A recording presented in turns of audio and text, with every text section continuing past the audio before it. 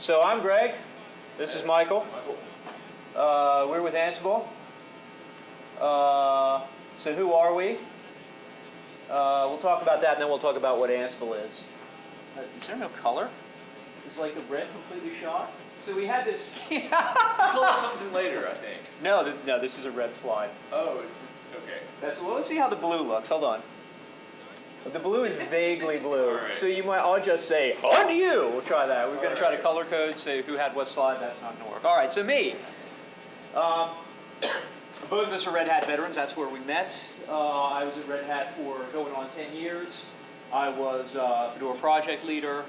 I worked as Red Hat's liaison to the One Laptop per Child project.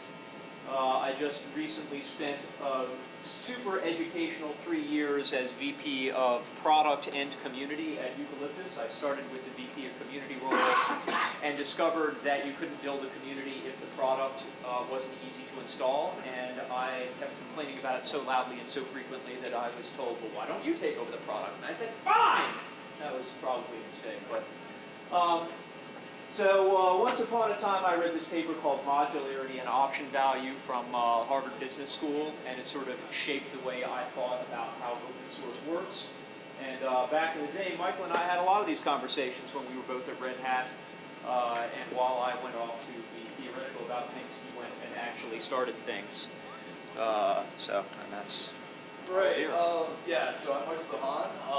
I've been doing systems management software on and off for the last 12, 13 years or so. Started out my career doing boring storage management things at IBM, and eventually joined Red Hat, where, like I said, I met Greg, but built some data center management tools there. One of those was Cobbler. It's a bare metal provisioning system, does DHCP and DNS and Pixie boot trees and repo management, all that kind of good stuff. And another little program called Funk, which was sort of a remote execution daemon for managing a bunch of systems in parallel. After that, ended up working for a lot of random startups, short stint, Up Labs, and then some local things, and created Ansible as a result of a lot of those experiences meeting people at Red Hat. So I think we're going to talk a little bit about what Ansible is, but today is mostly a community building talk, which I hope is interesting for those people that are starting and running open source projects. To go into just a little bit of detail about what Ansible is kind of a general purpose IT automation system. It's compared in the same breath a lot of times as Puppet and Chef, but it extends far beyond that. It also includes things like application deployment, things that you might be expecting from tools like Fabric and Capistrano, for instance. Cloud deployment, things like you might be expecting from Vado or Terraform, kind of recent project in that space. And orchestration. So if I have several tiers of machines and I want to manage web servers and database servers and back web servers and do something to this one machine on behalf of this other machine, basically describe a very, very complicated IT flowchart for getting the process managed. It does those kind of things. And it describes those configurations in a very plain English sort of grocery list sort of way. We use a data format called YAML, which is very similar to JSON without all the annoying quotes and curly braces. And Ansible is built on Python, which you can actually write modules in any dynamic language, which allows it to be extendable by like the Ruby crowd or the Perl crowd or whatever. Is there a Perl crowd still? There is not much of a Perl crowd.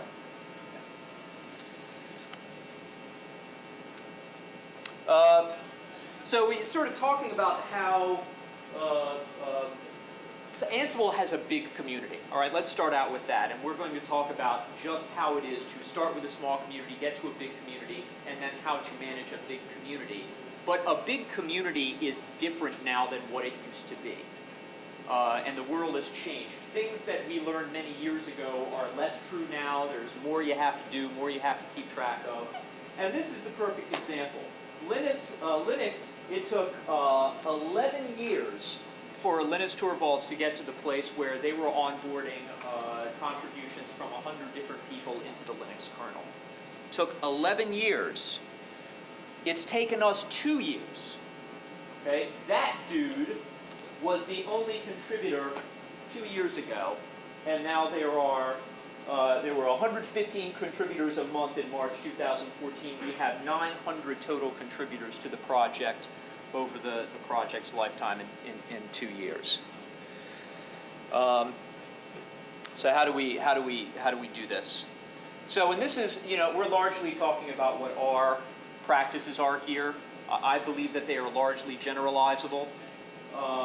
Maybe not, but so this is sort of what we're going to talk about as things that have made Ansible one of the largest open source communities in the world in 2 years' time.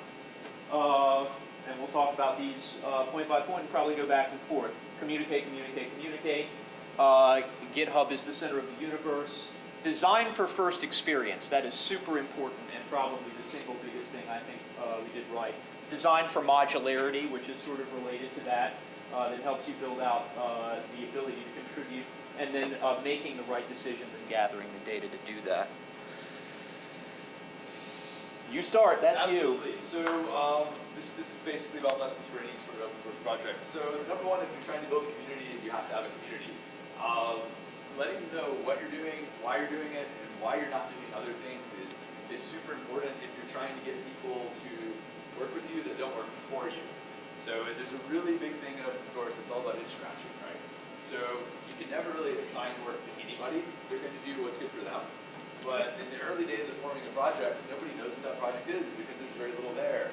So you have to say, here's what we're doing and why. I understand your ideas. Here's the way that we might solve this problem. But we're not going to do this because we want to do X instead first. Or you've got an idea coming in, could we do this maybe a little bit differently? But honestly, it's all about everybody else and not you. So mailing list, IRC, GitHub, no matter where you are, tell people why you're doing things. There's so many open source projects that just exist as code. And that's fine if you want to show your code to somebody and say, here's my code, go look at my code. But it doesn't really turn it into a real open source project, it just turns it into free software with code. So communication is the first step. People don't like to talk, right? That's a thing that engineers have. They don't like to communicate. If you don't communicate, your project never grows. Yeah, so a good example of that was like in the early days, I think I spent maybe 30% of my time on IRC answering questions, and you might honestly be helping people for several hours a day, answering some of the repeated things, and then we built that into documentation. But documentation is the most important thing for an open source project. So many things have a repeat that says, this is what this is, go run it, figure it out, or go read the code, and it's not enough to build traction.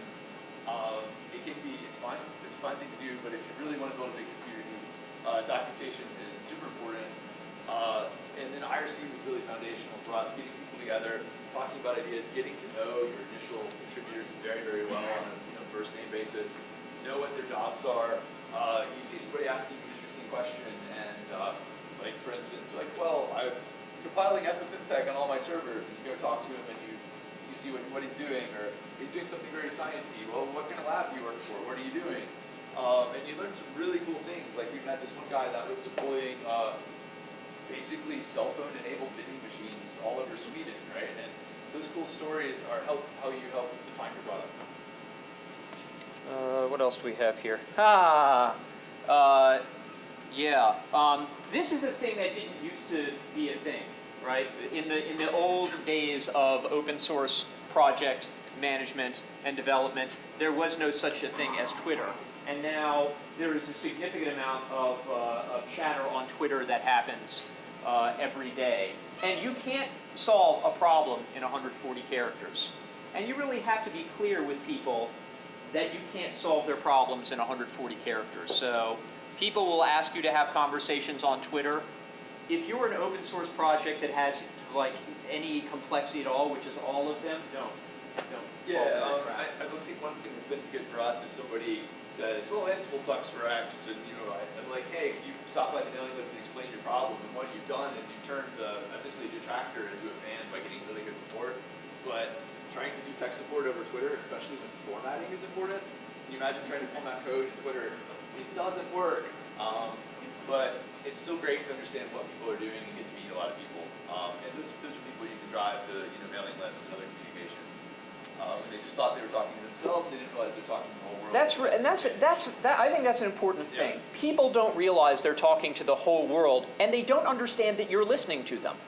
Like, it's really surprising the number of people who will say, at Ansible, blah, blah, such and such and so. And then when someone from at Ansible says, could you clarify that? They're like, oh, no, I didn't mean that. I meant something else. You want to take it to the mailing list? Okay, I'll take it to the mailing list, right? People, you know, it's surprising how little consciousness there is that people on Twitter are actually talking to the whole world.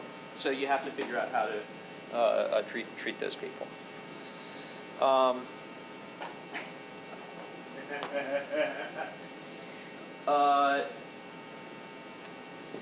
So there's a lot of complaining in open source these days, right, about the tone, the tenor that conversations take. Anyone familiar with Leonard Pottering? Anyone know that guy? Anyone know him personally? So a few of us who may have worked at Red Hat. Anyone heard of System D? Right. Okay. So there's all kinds of, you know, pain, heartache, distress going on about System D. And I think one of the hallmarks of that entire conversation is that, number one, the conversations are not civil. And number two, there has been an acceptance for years in the Linux community for conversations that are not civil. We don't play that. We don't have time for that, right? We've got a number of people who have basically had their little issues. We nip it right in the bud. If you're not civil, you get a warning. We're not going to have that kind of conversation. If you keep doing it, you're out. You're out and no second chance, right? Because we've got a thriving community of people who are really helpful to each other, who are working hard to solve one another's problems. And any toxicity, and you know, if it means we have to walk away from people who might otherwise be productive, we'll do it. Right. Yeah, I think we'd like to help everybody, but one thing we realize is, to quote Star Trek 2, the needs of many outweigh the needs of the few or the one. So learn from Spock, he dies after saying that, but he gets back to life, so it's okay. But yeah, it's like we want to help everybody, and to help everybody, you need you don't necessarily need a super positive, glowing user list, but you do need to be able to have time to help everybody. And if somebody's, you know, sucking up your energy, that's time you can't spend with other people that want to help. We haven't had too many problems, but I think a lot of that comes from setting that standard. So, yep, setting that standard and holding to it. Yeah, absolutely. So, not to brag on our project or anything, but just what does it look like when you do these things? You might want to brag. Yeah, I want to brag too. So Ansible has like approximately 900 users on IRC right now. That puts this probably in the top 100 IRC channels, I think top 25. 350 users on Ansible project mailing list. I didn't type my slides very well. So if you can imagine what 3,500 people on the mailing list are, it basically means that I can answer all my email at 9 a.m. or 9 p.m., wake up at 8:30, check my email again, and I've got 20 more questions. So users helping users is a really good thing. It's a great source of intelligence. It's the best product management you can ever have to have that kind of activity. 8,000 plus some odd stars on GitHub. 2,500 forks puts Ansible in approximately the top 100 most forked GitHub projects. But what's interesting, if you look at the top 5 most projects with the most contributors last year, new contributors, that was Rails, AngularJS, big fan of Angular, Homebrew, and CocoaPods, which is an Objective-C manager. A lot of people use Homebrew as well. About each of those projects had about a 1% contribution rate. And that's true of the top 5 projects on GitHub, of any, basically however you select them. Ansible has like a 38% contribution rate. One is that we talk with our contributors to talk about what we want, what's good for the project, so they understand standards. There's good examples for them to follow for contributions. Contribution process is really well defined. And it's built, and we'll talk about this a little bit later, in a kind of a modular architecture that encourages people to make easy contributions versus having to carve through the whole code base and make something that's impossible to review and include. So the percentage of what a GitHub fork turns into a contribution is a very good rate. If it's 100%, you're being a terrible project leader. If it's 1%, yeah, that's okay, but you can do things to make it better. And I think this is Greg's line. We did a lot of research at one of our previous employers, Red Hat, and so on, and we used to track mailing lists and basically see how many people from outside this company are talking on this mailing list and all these other things. If you have a project on GitHub, to be successful, you really have to. As an open source project, I mean, it could be an amazing project. It's all about how you're talking to other people and collectively. Like it's really everybody smarter than us, right? When we're Yep. So it's gathering all this data from all these different people, all these cool ideas. Like one of the coolest contributions we ever had was like some guy was like, hey, I can code generate your docs for the modules, and I'm like, wow, I don't have to write these by hand anymore. Let's do this, and worked with him over about a month to get all that in line, and now the documentation is doing the project better. So all the I think like open source is an architecture to enable surprise, and that's what it should be. We'll talk about GitHub. We won't talk about it long because it's kind of obvious in a lot of ways. There's 6 million people on GitHub now. How many of you are doing open source code, like writing code? How many of you don't use GitHub at this point? So why? Can I ask why you don't use GitHub for your open source projects? Don't use GitHub. What's that? I put my hand down when I said don't use GitHub. Oh. Raise your hand if you don't use GitHub. Raise your hand again if you don't use GitHub. Okay, so I'm an idiot. That's right, everyone uses GitHub now. Because I was expecting, I don't know, I was... Yeah. Everybody uses GitHub now. Why? Because it's the one thing that everybody understands and can agree on, right? People don't have to worry about, are you using Mercurial or version or things like that? I don't hear those conversations anymore. I literally don't know a single person who doesn't work at Canonical who is using even Mercurial anymore. It's all Git and it's all GitHub because there's 6 million users there, and it's the network effect, right? When GitHub says that their thing is social coding, they're right, and they've won, okay? That game is over. So when we look at GitHub, we see not only the Ansible project on GitHub and the various other, Ansible sub-projects, we also see thousands of other projects that refer in some way to Ansible. And when we put up our forge, galaxy.ansible.com, mostly because people expect there to be a forge, well, it's really just all a pointer to GitHub. The old days, every project having a mailing list, a different way to contribute code, a different repository, slowed down the rate of contributions, and now anybody can start a project with GitHub in seconds, right? So the idea that I'll talk a little bit later about the GitHub issue tracker, but it's not perfect. The reason you use it is everybody has an account. Yep. And we want those bug reports from everyone, and because we're there, that's more likely to get contributions. Like if we said you had to upload contributions to Redline, that's a horrible idea, because what's going to happen is you're going to have a really brilliant patch and not want to go through the effort of learning or registering or having accounts for 17 different bug trackers. So GitHub is a great thing and it's transformative. Would you like to talk about the issue tracker? Yes, absolutely. So GitHub recently made some very nice improvements to the issue tracker that make it a little bit better to use. But the problem is everybody can file a ticket instantly, right? So we get questions, we get invalid bugs, we get reports on 7 versions back, we get bug reports on other projects. But the thing is everybody's there, so it's worth putting it up with that, right? And we've written a little bot that when you comment with the ticket, it's like, hey, fill out our issue template. That helps a lot because we can say what version of Ansible you're using. So I don't have, for the first year or 2 years, I typed what version of Ansible you're using 7,000 times. So the day GitHub, if anybody from GitHub is here, I know there's a desk, go ask them to make issue templates, and good things will happen. But it's been great for us because there's so many people on it. Other people can help validate bugs. Everybody is there, so that's why we're there. Prioritization and putting bullets in bugs that aren't good enough, those are okay things to do. People will say, you should leave this ticket open. There's so much data out there that you need to be brutal in prioritizing what's out there, right? Make sure that you're taking the time to put something where it belongs on the list. And if it doesn't belong on the list, put a bullet in it and say, this doesn't belong in this list. We'll close it, won't fix. At this kind of scale, it's okay to do that.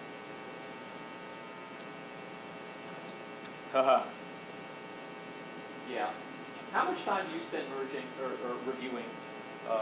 Too much. Yeah.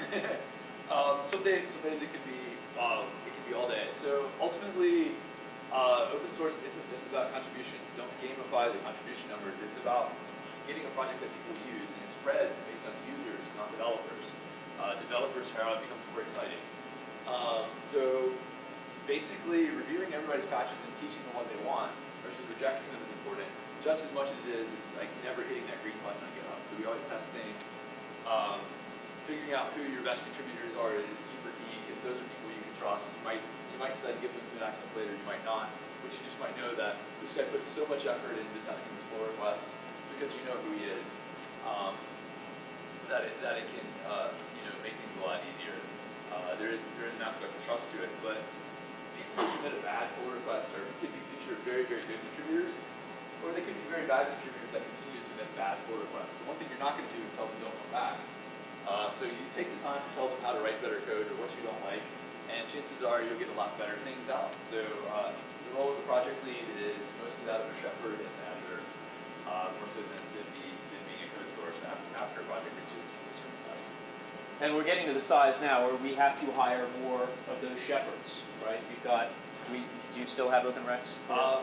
We're still hiring, so we've got beyond myself, I have 3 other people helping with Ansible things. And we'll occasionally do strategic features that other people can't do. We'll close bugs because since open source is about scratching, usually people don't always close bug tickets unless a bug personally affects them. And sometimes they're hard, right? But yeah, absolutely, it's a huge focus. Yeah. Anyone here speak Japanese? No? Okay. Yeah. So I woke up one morning and there was a Ansible meetup in Japan going on that I didn't know about. That was completely overbooked. And there was another room watching it over video with 100 people there in the other room, and 100 people in the other room. The wait list of about 300 other people, and I didn't understand any of it. It was totally awesome. So I watched it for an hour and a half. Ansible, YAML, Ansible Cloud, and it was great. But yeah, so ultimately that's what you're looking for out of a project is viral spread and making things really easy is a part of that. Communicating easy is a bunch of that, and we get these cool Japanese blog posts that you translated it. I think the coolest one the other day started with, "This is Tiger Mound." This is Tiger Mound. You don't know what it's about, but it sounds awesome. The funny thing about Google Translate in Japanese, it's you can translate all of the words, and you've got all the words, and you still don't know what they mean put together because the syntax is alien. So the only sentence I understood in the whole thing was the first one, which was, "Hello, this is Tiger Mound." So great. Oh yes. Yeah, that's yes, absolutely. So the idea is that a friend of mine once had the rule that if you try some software out, I think he held it 30-minute rule. I think it's a 15-minute rule, and you can't use it in 15 minutes and give up. To me, that showing people success within a lunch hour is the way that things spread. Boop. Need a clicker. So I talked about that as well. Good. So easy docs and an easy way in. It says this is the way you try these things in your platform. This is how you see success, right? Documentation is about telling a story. It's not about references, right? This is how I do something. This is why I would do it. These are the things that could go wrong. It's kind of choose your own adventure. If you want to do this, you might want to go see over here. I encourage everybody to, if you're really interested in making your project take off, spend a ridiculous more amount of time on documentation and look at it as I use the phrase project marketing, which doesn't exist in any U.S. industry, but it should. The idea that it's not there to sell your project and say, well, you're great, because nobody likes that bullshit. It's basically to tell people why they should care and what they should read and direct them through things. And in the early days, I think we had some organization issues with the docs. We kept always working on them, and I believe now we have some of the best, IT automation tools, some of the best docs in the industry. But it's all about making it easy for people, because once people become users and they become fans, they tell other people, and it all goes back to that contribution that we're trying to stir up. So, like I said, now we've got, I don't know how many meetups all over the country that are just Ansible specific. Yeah, we've got 25. A lot of DevOps talks, yeah. DevOps, if anybody's in, go to your local, Triangle DevOps, if you're local, fantastic group of people. When it's at Toronto, it's especially good because of the beer taps and the adjacency to mushrooms, I'm a big fan. But it's really what it is. It's people sharing things with other people. And that's what open source is about.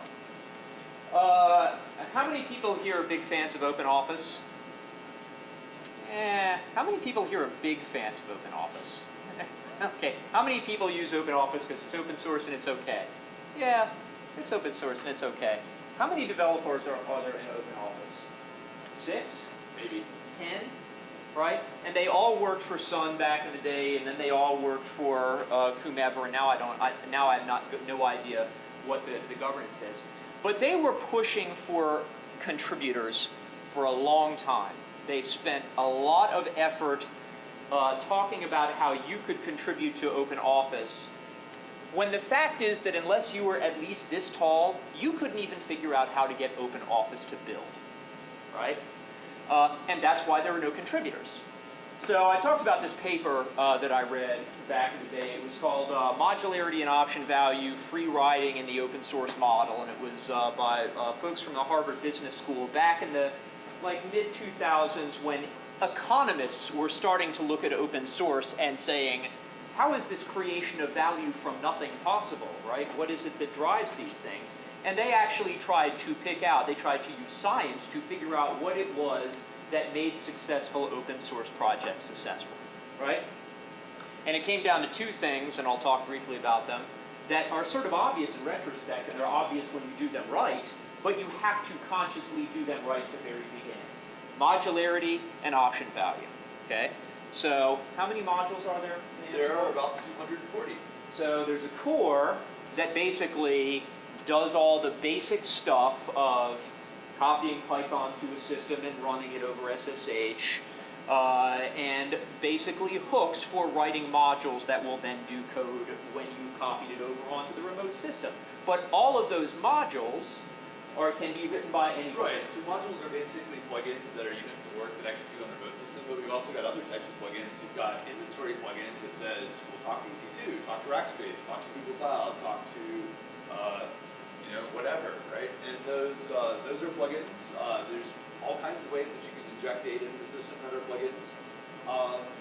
The idea of even talking about the machine over SSH is a plugin itself. Yep. And what this allows is new contributors coming up to the project saying, I want to do something for Ansible because I like it. And there's a really easy place to get started. It doesn't require rewriting the tree or breaking anybody's code. And so plugin architectures are amazing, basically. And that's the way code should be structured, right? So, commenting is important, design docs are important, but mostly it's about, are there places that you can extend something in very easy ways in a first. And you look at some of the biggest open source projects in the world right now, and this is why they got big, right? How many people are Drupal users? One lonely pro. Okay, well this room is the minority. Okay, but this room is Drupal is everywhere. If this were a Drupal log, of course everyone would raise their hand. And it's the reason that Drupal exploded was for exactly the same reason. There was a core set of code that did some things, and everything was a module, right? So then there's the second concept that I talked about, which is option value. And option value in a project means that you always have the ability to change out this piece or that piece if you need to basically extend functionality and walk away from what's already there, right? And because of the modularity, if it's done right, you then get the option value of being able to do whatever you want with that. So you've got, there may be 240 modules. You get great option value because you can use all 240, or you can use only one. And this person is going to say, I like these two modules, and this person over here is going to say, I like these other two modules that are completely different, and the value to them is the same. The option value to them is the same because of the modular structure, right? And that's why everyone uses it. There's another slide. So yeah. So scale is a direct function of your project's architecture. You cannot reach the kind of scale that we've reached without having a popular modular architecture out of the gate. 240 modules. Yeah, absolutely. So one of the main things is your user should, if you're trying to be a company, which you are, you shouldn't necessarily say that all your users have to be able to develop the project, but people that like it contribute back. So for instance, our Citrix NetScaler support came from Gawker, right? It's the F5 load balancer support came from Zynga. These are people that, because it was really modular, had easy ways to jump in and get involved. And these people have been repeat contributors, built other things in the ecosystem, hosted meetups, gone on to other places and shared the tools that they're using with those new places. And also the ability to get vendors and other companies involved in their projects. So we do a lot with all the networking companies. They've written content for Galaxy, but Google and Rackspace are heavily involved in maintaining their cloud support in Ansible. And the idea that open source exists across industry boundaries. It's not just I'm writing this stuff, community this are writing this stuff, but it's all these people saying, I want to have all these integrations so people use my stuff and they can jump in too. So the company don't matter so much in a good open source ecosystem. Another point I think it's worth having here, you don't necessarily need a foundation, you don't need a fancy governance model, you don't necessarily need those things if you have an architecture that encourages contribution by its very nature, right? And if you become a thing that is clearly so valuable that people need to make their contributions to it because everyone is using it, which is kind of where we are right now, then people just contribute. And they're like, well, the question of, well, who's the chair of this committee or that? That dude, that guy right there. He makes the calls, and and we have hundreds of modules. Yes. So in terms of not having a contributor agreement, how do you have the lawyers at Google and the lawyers at Rackspace So we do involved or not involved? Right, so a CLA is more like, I agree with what's the deal with the copyright in this project. So those do exist. So I think what we're pointing is you don't necessarily need a foundation or you don't need a governance board, right? It does make sense to have well-known rules about copyright. With Ansible, we've actually chosen to not assign copyright to anyone. So every module is written by who wrote it, and that's pretty cool because everybody knows we can't change the license. So there's a lot of projects that it's okay if they do that. Everybody has the right to do what they want with their code, but they're like, you assign copyright to us. We've got an Apache version. We're also going to sell this proprietary stuff. We can't do that, and we intentionally made it so we get to do that. Right. So your copyright is still owned by the author. That is correct. Yes. And it's GPL v3. Right. Just like Linux Yeah, was sure. back in the day. That's so right. There is no contributor agreement because there's no. That's right. contribution Because to the we're not taking what we're monetizing. And this is an interesting point that maybe it's incumbent to find a good business model for what you're doing. For us, we happen to have been fortunate enough, or maybe deliberate enough, I'm still not sure, to have found a business model that fits very well with this contribution model, right? Lots of modules, lots of stuff going on. We monetize managing the complexity on top, right? So we build But software they're on top of completely Ansible separate. rather than like proprietary modules. But any business model can work for you, and it's just kind of what was good for us at the time. Gathering data for the right decisions. So I've always been interested in product and business things since the very beginning. So in many senses, things about Cobbler and Funk were working for the community. One of the most seminal events in my career was when I joined Red Hat, and I think my manager quit 3 to 6 months or something like that. And I decided to let IRC be my boss. And that's what a good product manager does. He basically sticks his ear to the ground, listens to everybody, and then figures out where the patterns are, right? So it's all about visualizing patterns. So with all these open source users, it's optimizing for the needs of the few versus the needs of many versus the needs of the few. But it's also about knowing how everybody's using everything. Like one of the cool metrics I get is like if I don't get a bug report on something, it's not saying I don't write good code, but maybe I don't. It means nobody's probably using this thing, right? Bug reports, no feature requests, you probably put the wrong thing. And web traffic has been very interesting for us as well, like to see where people are coming from, what they're searching for. A little bit less so. I think it's been good for understanding geography more than anything. And take surveys, right? So SurveyMonkey is incredibly free and amazing, and there's like other alternatives as well. I think SurveyMonkey IT uses Ansible, so SurveyMonkey plug. But things like, hey, how are you using technology X, or what modules do you use, or what's important for you, or what should you do, or how are we doing? Those kind of questions are great. It's best to ask, it's still silly, but ask the questions you don't know the answers to. A lot of times surveys are there to confirm opinions, but really the best is the three-form question. Tell me what you're doing. Tell me your full story. It's even better, right? That's just what companies are doing. And finally, don't be afraid to do something that you think is there. So everybody talks about reinventing the wheel being a problem. To an extent, it's okay to reinvent wheels when they're square, or if you think that things can be done better. I think Greg had a comment in his last comment that differences in kind become actually real differences in things, right? So it's like if X is 20% better than X, it's going to become a new thing, right? Eventually. Yeah, I want to talk specifically about the context where I made that comment. Right. It comes from the time I spent like 3 or 4 years ago, I walked away from Red Hat to become the CTO of an education nonprofit, and I was responsible for all of the infrastructure. And it was all on AWS, and I was sort of learning AWS as I went. And I knew that there were all kinds of things that I should have been automating. I knew it. And I knew that there were tools that would allow me to automate those things. I knew it. But I also knew that I had a bunch of responsibilities, and I didn't have the time to learn those technologies that I needed to learn in order to automate away the pain points of things that I was doing over and over. It was a rational decision that it was cheaper for me to do these things over and over than to automate them away. And you know, the exact quote I made was, differences in degree over time become differences in kind.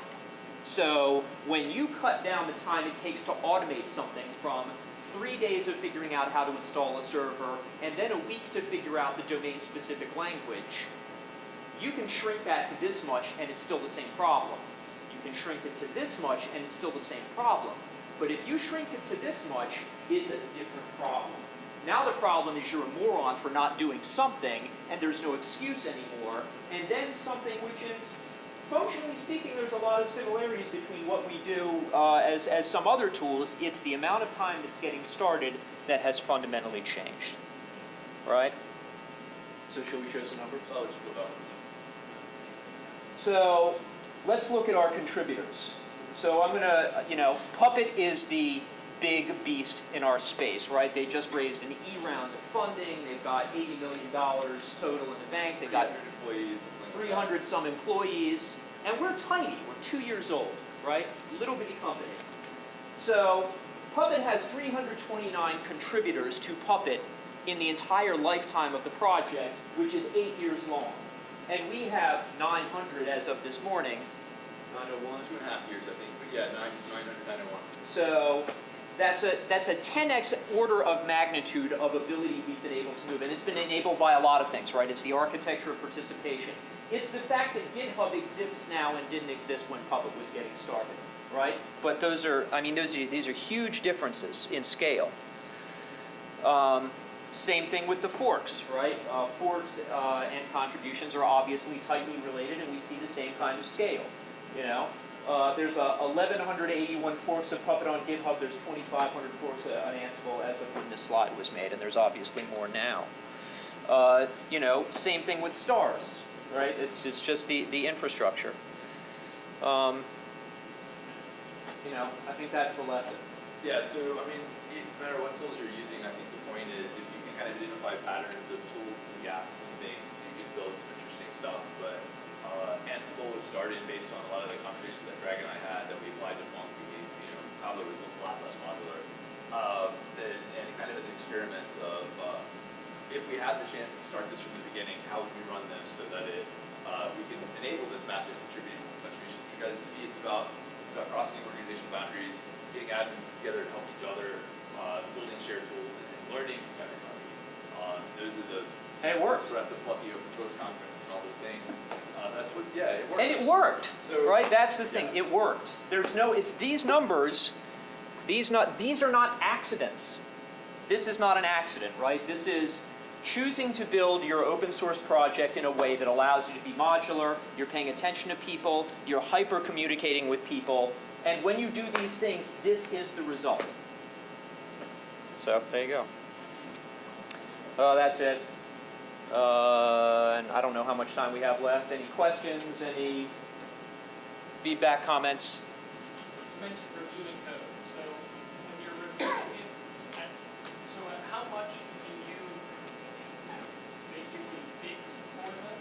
Yeah. How much do you throw back at them to make sure that where's that balance? So, Did you hear the question? Yeah, so Zeus's question was like when you're doing code review, how much code would you fix on your own and how much would you throw back? It's changed over time. Now I throw back everything because we have this so much more volume and I need to make sure everybody gets attention. But we do tell them about what they need to fix. There have been cases in the past where we used to have systems say, in the documentation, note what version this parameter was added, and people would forget that. I'd usually update that for them. But I think if you explain to people what you want, I've been greatly impressed by the ability to update things and try to get things in. I think the biggest challenge we have is there's so much that occasionally some stuff sits on the shelf for a while, and it's all about priorities, and as long as we communicate like why we're working these before these other things, people have been like really, really understanding. But yeah, I think you have to get people to fix it because they're going to want to come back later, and it saves you work over time. Otherwise, if I just spend time fixing everybody's pull requests, you never have a new language feature, unless they came from this pull request, but it's balance. Any other questions? Any general questions about Ansible? Any general questions about anything? All right. Well, yeah, I think. What would you do differently? Start it over again. I'm not so sure that I would do anything differently per se. So, like one of the things that we're doing right now is we're having to take a lot of time and go back and rework some architecture based on massive rates of contribution flagging software, right? So they've been great, but But you couldn't have anticipated. I couldn't have anticipated. When I started Ansible, when I got 30 people in my IRC channel, I was ecstatic. Now it's 900. So at the time, it was I think perfect. you'd be ecstatic with 30 people. So again. I probably would have tried to establish the architecture in ways that made it a little bit easier to do unit testing a little bit earlier. That's what we're struggling with now. But I think that's probably really the only change. And most of the lessons we've learned has been the lessons of evolving along the way. And there is an innovator's dilemma thing that kicks in. It's possible to build an architecture that gets so rigid it can't do future things you didn't know you wanted it to do.